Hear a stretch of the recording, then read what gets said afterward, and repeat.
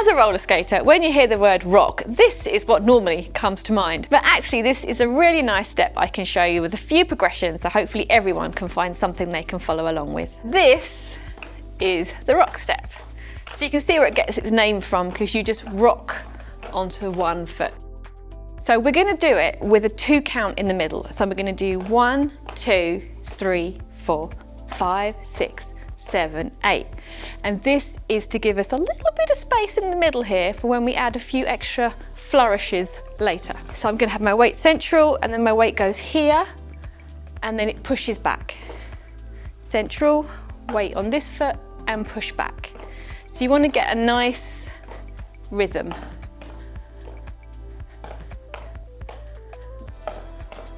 And when I put this foot out, what I'm doing is I'm leaning on this inside edge, on the inner 2 wheels, and that will stop you from rolling. If you don't do that and you just step, it's going to be hard to control this foot. So make sure you lean inside edge, inside edge. So 1, 2, 3, 4, 5, 6, 7, 8.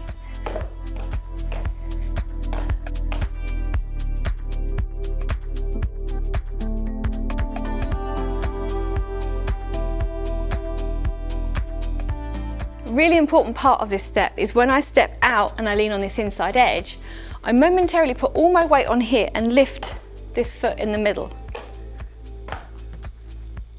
Like that. That's what gives it this kind of rock sensation. Step up. So 1, 2, 3, 4, 5, 6, 7, 8. 1, 2, 3, 4, 5, 6, 7, 8.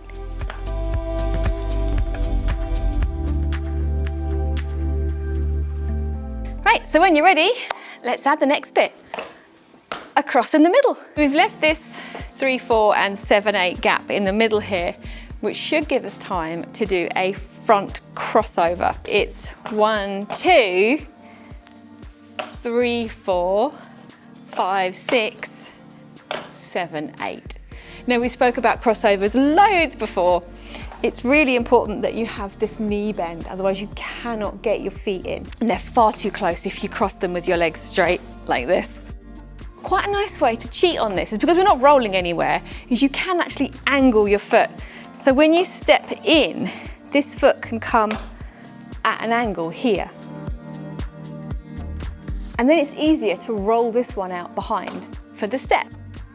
And then when you do this step here, you can obviously straighten it up again, ready for the next one to come across, roll the back one out and step. In at an angle, roll the back one out and step.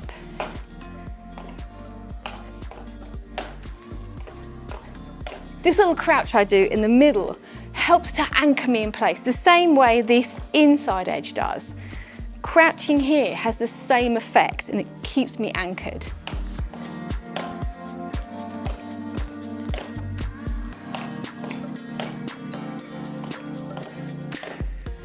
So 1, 2, 3, 4, 5, 6, 7, 8. 1, 2. Now, obviously, if you're having trouble with the cross, you can slow it right down. So you can do a 1, 2, 3, 4, and give yourself a lot of time to get into that position. And then when you're ready, you can bring it back to speed.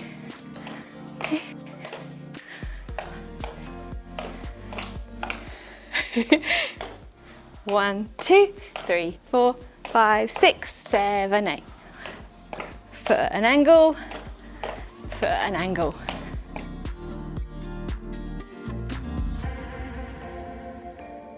So the next progression is a little bit trickier, because rather than crossing the foot in front, we're going to cross the foot behind, which I think just feels that little bit more awkward. Before we try and do this move, I'm just going to talk about getting the balance right. Standing in a staggered position, your weight is all on this back foot. If you just bring this foot in, so kick the heel out and bring it closer to the other foot, this is actually the position you're in during the cross, and all my weight is on this back leg.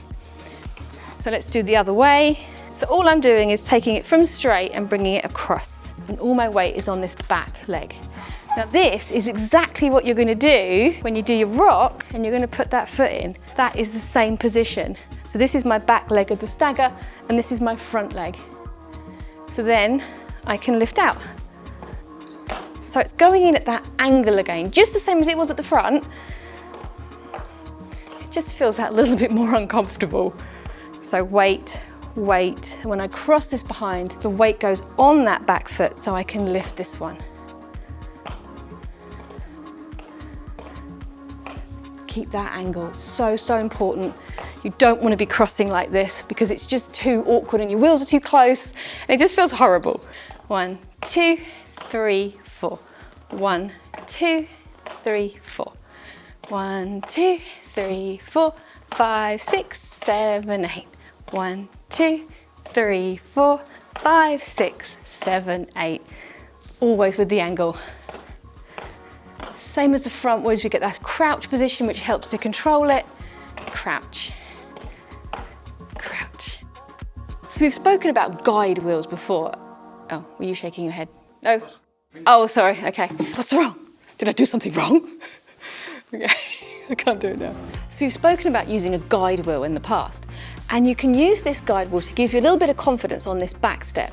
So as you step in, I put the outer front wheel down first, then the outer back, and then I rock over onto a flat.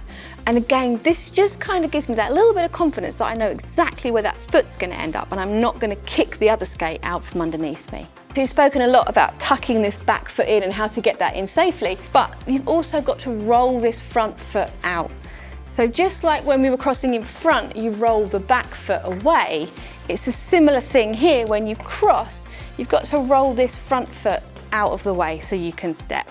So it's cross, roll forwards and out the way. So again, you don't want to get stuck in this position and kick your feet out. So think about rolling it forwards and out of the way. Forwards and out of the way. So in that crouch, I'm going to push it forwards.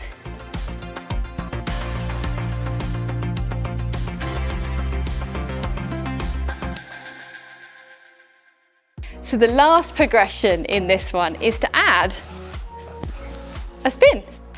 I have done an entire video on how to get this magical spin from nowhere power, but we're going to try it together now, and it's all in the shoulders and the weight placement on your foot.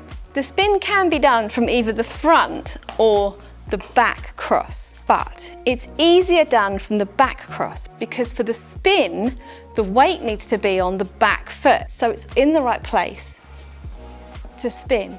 Whereas if you do it from the front, you're here, and then the weight stays on the front to change feet. But if you're going to spin, you've got to change the weight to this foot to rotate, so it gets a little bit crazy. So it's much, much easier to do it on the back cross. Weight goes on this wheel, I turn my shoulders, and that's where my spin comes from. To give you an idea of how this might look, it will be the rocker and then a back cross, and I'm going to put my weight on this right foot and turn. And then I'm going to carry on. So bear in mind, when you cross the left foot, you're going to rotate clockwise. And then when you cross the right foot, you're going to rotate anti-clockwise.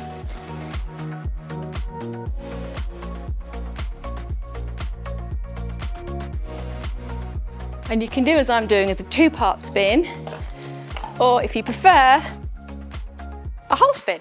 1, 2, 3, 4, 5, 6, 7, 8. 1, 2, 3, 4, 5, 6, 7, 8. 1, 2, 3, 4, 5, 6, 7, 8.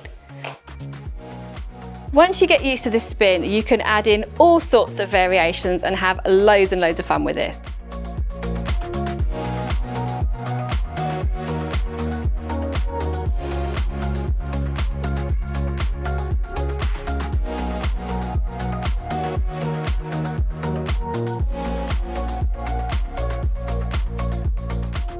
I hope you've really enjoyed learning this skill. Now do remember to take your time and progress through them at your own pace, and make sure you're really confident before you move on to the next one.